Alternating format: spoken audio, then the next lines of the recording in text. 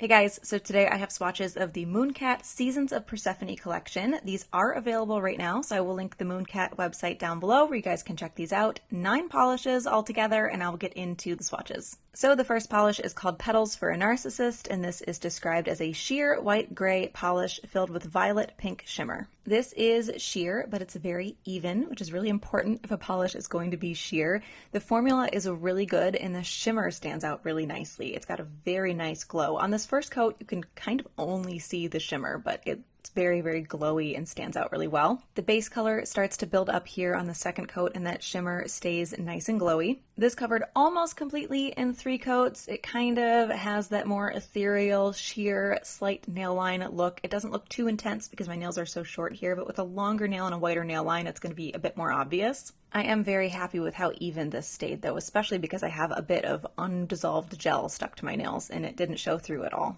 So that is 3 coats of Petals For A Narcissist. The next polish is called To All Who Ghosted Me, and this is described as a dusty lilac filled with blue shimmer. This one was also sheer on the first coat, not quite as sheer as the last one, but a touch sheer. It has a very good formula. It stayed very even, and that shimmer is nice and glowy under there, although the shimmer does have a little bit more of like a larger particle to it. So it's a little more of a sparkly shimmer and less of a strong glow. I still say glowy, but it is a little bit different than the previous polish. This covered pretty well for me on 2 coats. I could see maybe needing 3 depending on your application and your nails. So that is 2 coats of To All Who Ghosted Me. The next polish is called Fields of Elysium, and this is described as a muted sage polish filled with violet shimmer and micro holographic glitter. Also sheer on the first coat. The shimmer that's in here is a really cool contrast with the base color. That nice scattered holographic is dusted in there very well also. This is a really good formula and it applied very, very evenly. This covered pretty well for me in 2 coats. My notes are not quite matching up with what I'm seeing on the camera right now, so I'm thinking this was a little bit more opaque from the angle that I was sitting at rather than what the camera was seeing. So I could definitely see needing 3. I could still see a touch of my nail line here on camera. It will just depend on your nails and your application. So that is 2 coats of Fields of Elysium. The next polish is called Devil's Ivy, and this is a sage green magnetic with a silver magnetic stripe. Sheer on the first coat, but not terrible. It has a nice, strong magnetic effect. The formula feels very good and applies very, very evenly. This covered well enough for me in 2 coats. It was like 90% coverage. If I look really closely, I could see a little bit of nail line, but I would much rather do 2 coats than 3 coats of a magnetic, even if it meant it was a little bit more sheer in the end, because magnetics are kind of a pain in the ass to work with. They just take a lot of time because you need that polish to dry and set with the magnet on it in order for that stripe to stay. So that is 2 coats of Devil's Ivy magnetized. I lost my clip of this unmagnetized, but I do have it unmagnetized in the comparison section a little bit later in the video. The next polish is called Lovebomb, and this is described as a mauve lacquer filled with violet shimmer and micro holographic glitter. This is sheer on the first coat, but it is very even and the formula feels really good. There's a bit of that holographic glitter in there, but it is fairly sparse. It's a very light dusting. This built up really well for me in 2 coats, but I felt like it just wasn't quite where it could be, and I don't know why I thought that with this one, but I didn't think it with other polishes in the collection, so I did add a 3rd coat to this one just to see what would happen. That deepened the color significantly, actually, and it did cover completely. The shimmer that's in there is one of those shimmers that gives you a nice subtle glow in indoor lights, but then if you catch it in the sun, it blinds you. So that is 3 coats of Lovebomb. The next polish is called Garden of Evil, and this is described as a green polish filled with violet shimmer and micro holographic glitter. This is sheer but even. Again, a really good formula, nice dusting of holographic glitter. The shimmer that's in here is amazing. It stands out so well and it contrasts so well against that green base. It's not a color combination that I would think of putting together, but they look so cool. It did not build up completely for me in 2 coats. The color built up nicely, but there's still a pretty significant nail line showing. And this did build up pretty well for me in 3 coats. I put covered completely in my notes, and I'm feeling like this is another one that's looking a little bit more sheer from the camera angle than from the angle that I was looking at, because I can still see a little bit of nail line here, but it is very subtle. So that is 3 coats of Garden of Evil. The next polish is called The Trouble with Immortality, and this is described as a bronze metallic. This is a little sheer, but very even, very sparkly. It's a nice foil finish, so it's got that like broken up sparkly metallic to it, not a smooth chrome with brush strokes. This covered completely for me in 2 coats, and although this polish looks very sparkly and glittery, there's no thick glitter particles in it, so it's not going to be textured and it's not going to be difficult to remove. So that is 2 coats of The Trouble with Immortality.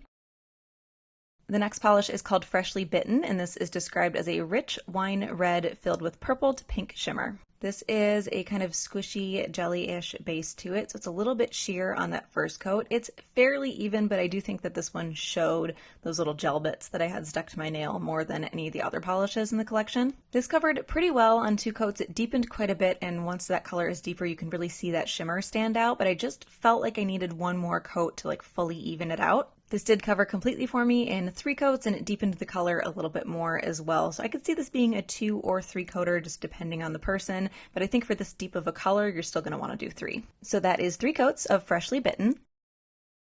And the last polish is called Queen of the Dead, and this is described as a dark red thermal that transitions from a shade of deep wine red to cold to a shade of raspberry red when warm. It actually says in the notes here that it can take up to a few hours for the color transitioning effect to be activated for the first time, which I've never heard that before. Interesting. Good formula on this. Pretty opaque. It was a little bit patchy over those little bits of leftover gel that I have, but I'm not blaming the polish for that because that's my own issue. It does dry dull. Thermals pretty much always dry dull, and this did cover completely for me in 2 coats. This polish made me want to try to grow out my nails, and then I decided that they were really ugly and I chopped them all off today and then immediately regretted it. But I want to have long nails for thermals. I just always get halfway there and then back out. So anyway, that is 2 coats of Queen of the Dead, and then here it is with the thermal transition as well.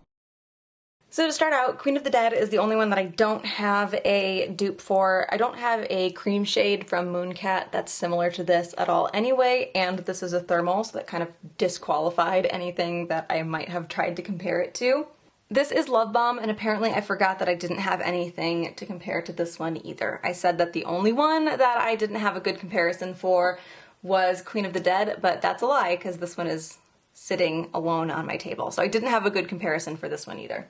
Mooncat is another brand that is hard for me to make comparisons to because there are so many elements to the polishes that can take like 2 polishes that have a very similar base color and change them dramatically with a different shimmer or the addition of flakies. So it's hard for me to find what I feel like are legitimate comparisons for a brand that makes polishes with this kind of finish. So I have Freshly Bitten here. Freshly Bitten being these 2. This one is a Very Merry Unbirthday. This has a different kind of contrasting shimmer. It's heavy on those multi-chrome flakies. It's just really not close at all. I was trying to find things that were kind of similar in color, trying to tell my brain to ignore these specific finishes because I was never going to have any comparisons if I took finish and color into account. So next here I have Nightcrawler. This is much deeper, more purple, and doesn't quite have as visible of a contrasting shimmer, I should say. And then over here is Bottled Rage, also not comparable. This is like a deep, like blood red with a red shifty shimmer, so nothing close here. This surprised me actually, because when I pulled Freshly Bitten out, I was like, oh, I definitely have a bunch of Mooncat polishes that look just like that, and I didn't. I was wrong. I am absolutely delighted at how these are showing up on camera. I thought these were going to be very, very hard to see, and they look really good. So this is Petals For A Narcissist here, here, and here. The first one that I have is Electric Sheep. This is not at all comparable. It almost looks like a periwinkle blue holographic once they're all next to each other. Actually, ended up putting this one on my nails after I did these comparisons because I liked it so much, but not anything close here. This is Artemis Death Kiss. This is very similar. I feel like the shimmer is similar. Artemis Death Kiss might lean a little bit more blue in the shimmer versus more like purpley pink in Petals For A Narcissist, but they're close. Artemis Death Kiss is just a darker shade, and then it also has that scattered holographic to it. Petals For A Narcissist here again.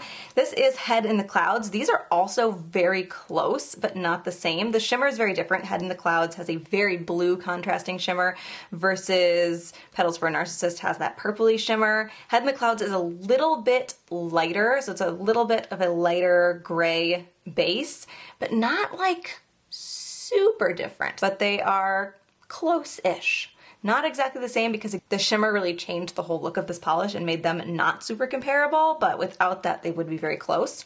And then this one is Heaven Metal. Again, different colored shimmer. It's got that like purpley blue contrasting shimmer and is very, very heavy in the holographic flakies. So not a real good comparison to make there either. This is To All Who Ghosted Me, and this is Triceratops. I really was just trying to find something that was close in color and tried to ignore finishes. They're not comparable at all. This is very purple, this is very gray. Triceratops, it dries matte, and it has those shifty blue-green flakies to it. There's like some slight blue, chunkier shimmers in To All Who Ghosted Me, but it's not, I mean, look at this. There's no dupes here. I just kind of wanted to show you guys like an idea of the color and finish compared to something that's like similar but also very different. So these two I wanted to do together because they are fairly similar. So I have Fields of Elysium here and Garden of Evil here. In between I put The Stranger. So Stranger is a cream. It's not, obviously we're not going to be like duping anything here with a cream, but I wanted to kind of give an idea of the color. So The Stranger is that like deep swampy olive green. Fields of Elysium leans a little more taupey, like taupe with a green tinge to it, and then has that contrasting like violet shimmer to it. Garden of Evil is definitely a brighter green, think like a living plant versus like an overwatered plant, I guess. They have a very similar shimmer. They both have those little holographic sparkles, but the color is very different. And again, The Stranger is just kind of in the middle to get an idea of the color. So this is Devil's Ivy. I did not magnetize this because I didn't have anything to compare it to that was also a magnetic, so that's a big difference to keep in mind that I'm not really showing here. This one is Full Scream Ahead. This is more of like a blue linear holographic, but it has a very, very heavy green shimmer, which makes it lean green, but it's still a totally different finish and a much lighter, bluer color. This is Earth to Gaia, also not comparable, very different. That pink shimmer, the scattered holographic that's in there, and just a totally different shade. Devil's Ivy here, and this is Encrypted. When I did the first swatch of these, they looked so different that I thought I was really stupid for pulling Encrypted out, but it actually ended up being like the closest looking one. Still not comparable. Encrypted is a very, very dark, I don't even really know what I would consider the base color of this linear holographic to be, because the green shimmer kind of takes it over, but it's a very dark holographic. Again, not super comparable here. And lastly, I have The Trouble with Immortality, which is going to be here and here. The first one that I have is Dark Horse. They're both kind of like bronzy, reddy colors, but this one is a very smooth, almost metallic kind of bronzy red versus a more sparkly foil bronzy color.